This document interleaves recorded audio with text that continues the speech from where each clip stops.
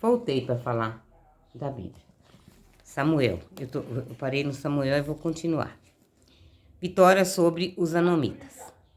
Depois disso, morreu o rei dos Anonitas, e seu filho Anon reinou em seu lugar. Disse Davi: quero usar para Amon, filho de Naamás, a mesma benevolência que seu pai usou para comigo. Enviou seu servo para consolar pela metade do seu pai. Mas, quando os servos de Davi chegaram ao país dos Amonitas, os príncipes dos Amonitas disseram a Anon, seu senhor: pensas que Davi pretende honrar teu pai, enviando-te mensageiros de pêsames? Ou não foi antes para investigar e explorar a cidade, para depois destruí-la, que Davi te enviou seus servos? Então Amon prendeu os servos de Davi, mandou rapar-lhes metade da barba, cortar-lhes as vestes pela metade, até as nádegas, e os despiu. Informado disso, Davi enviou ao encontro deles, pois estavam muito humilhados, e mandou dizer-lhes: ficai em Jericó, até que vos cresça a barba, e depois voltareis. Enquanto os anonitas perceberam que se haviam tornado odiosos a Davi, mandaram mensageiro para tomarem o seu soldo 20.000 homens de infantaria entre os arameus de Bet-Rod, e entre os arameus de Soba, 1.000 homens do rei de Maca e 12.000 homens de gente de Tob. Sabendo disso, Davi mandou Joabe com todo o exército dos valentes. Os anonitas saíram e se puseram em ordem de batalha, à entrada da porta, enquanto os arameus de Soba e de Rob e a gente de Tob e de Maaca estavam à parte no campo. Vendo Joabe que tinha contra ele 2 frentes de batalha, uma adiante e outra atrás, escolheu alguns entre os melhores de Israel e os dispôs em ordem de combate diante dos arameus. Colocou o restante das tropas sob as ordens de seu irmão Abissai, que dispôs seus esquadrões para enfrentar os anamitas. Disse Joabe: se os arameus me forem superiores, tu virás em meu auxílio, e se os anonitas forem mais fortes que tu, eu irei socorrer-te. Sê corajoso e mostremo-nos valentes em defesa do nosso povo e da cidade de nosso Deus, e que Javé faça o que lhe parecer bem. Então Joabe avançou com a gente que estava com ele para combater contra os arameus, e esses fugiram diante deles. Os anomitas, vendo fugir os arameus, fugiram também, eles diante de Abissai, e entraram na cidade. Joabe retornou da guerra contra os amonitas e regressou a Jerusalém. Vitória sobre os arameus. Vendo, pois, os arameus que tinham sido derrotados por Israel, reuniram-se em massa. Adadazé mandou chamar os arameus que moravam do outro lado do rio. Eles chegaram em Elã, tendo em frente Sobaque, chefe do exército de Adadazé. Avisado disso, Davi reuniu todo Israel, passou o Jordão e chegou a Elã. Os arameus puseram em ordem de batalha contra Davi e lhe deram combate. Mas fugiram diante de Israel, e Davi matou dentre os arameus os homens de 700 carros e 40.000 cavaleiros. Feriu também Sobaque, chefe do exército, e ali morreu. Todos os reis, vassalos de Adadazé, ao verem que tinham sido vencidos por Israel, fizeram as pazes com os israelitas e os serviram daí em diante. Os arameus não ousaram mais socorrer os anamitas. Duplo pecado de Davi. No ano seguinte, no tempo em que os reis costumavam sair para a guerra, Davi enviou Joabe com seus servos em todo Israel. Eles massacraram os anonitas e sitiaram Rabá. Davi, porém, ficou em Jerusalém. Uma tarde, ele se levantou do leito e estava passeando pelo terraço do palácio, quando de lá avistou uma mulher que se banhava. Era uma mulher muito bonita. Mandou perguntar quem era. Disseram: é Betsabeia, filha de Eliã, esposa de Urias, o heteu. Então Davi mandou mensageiros para que a trouxesse. Ela veio e ele se uniu a ela.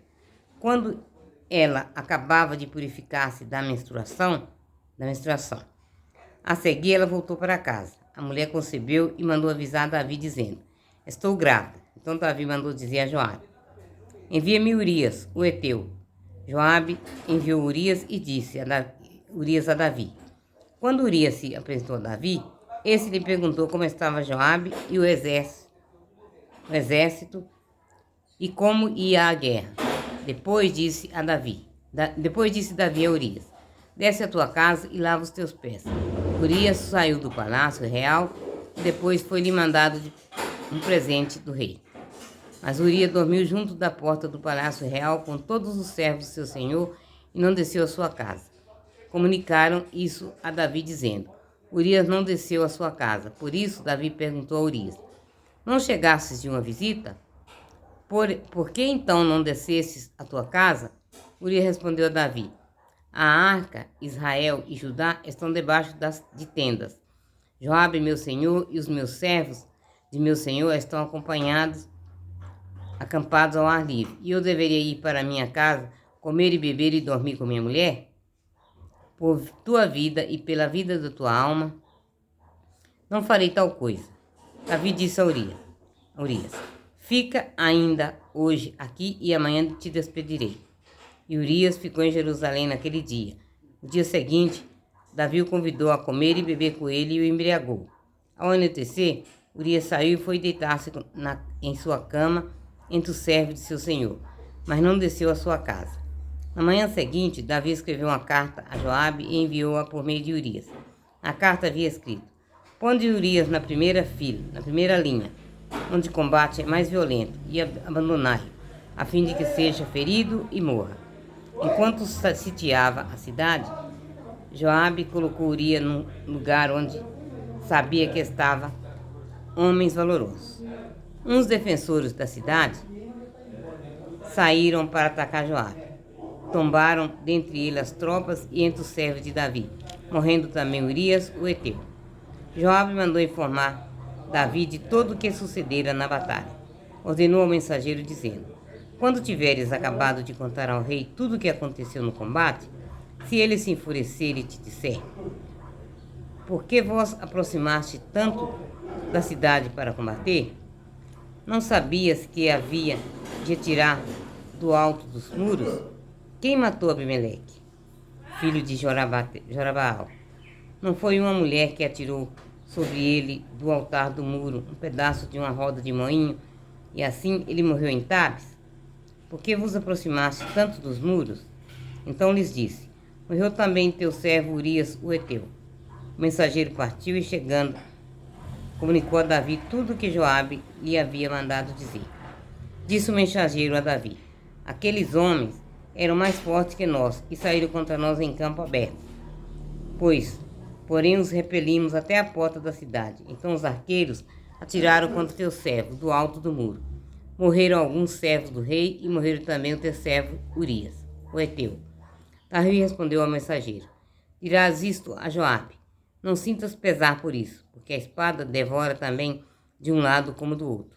Reforça o ataque à cidade até destruí-la, e tu encoraja-o. Quando a mulher de Urias soube que seu marido tinha morrido, ela o pranteou. Terminado o luto, Davi mandou buscá-la e a trouxe para seu palácio. Ela se tornou sua esposa e deu à luz a um filho. Mas aquilo que Davi tinha feito desagradou a Javé. Palavra do Senhor. Graças a Deus. Mas eu ainda vou ler mais um pouquinho. O arrependimento de Davi. Javé enviou Natã a Davi. Natã foi até ele e disse: havia numa mesma cidade 2 homens, um rico e um pobre. O rico tinha ovelhas e bois em grande quantidade, ao passo que o pobre não possuía nada senão uma ovelhinha, que ele havia comprado e criado, e que tinha crescido com ele e com seus filhos. Comia de seu pão, bebia de sua taça e dormia em seu colo. Era para ele como uma filha. Tendo chegado um viandante à casa do rico, este não quis tomar de suas ovelhas, nem de seus bois para preparar a refeição para o caminheiro que havia chegado, mas tomou a ovelha do pobre e a preparou para seu hóspede. Então Davi foi tomado de violenta cólera contra aquele homem e disse a Natã: pela vida de Javé, o homem que fez isso é réu de morte. Pagará 4 vezes o valor da ovelha por haver feito tal coisa e porque não teve compaixão. Natã respondeu a Davi: Tu és esse homem, assim diz Javé dos exércitos, rei Deus de Israel. Eu te ungi rei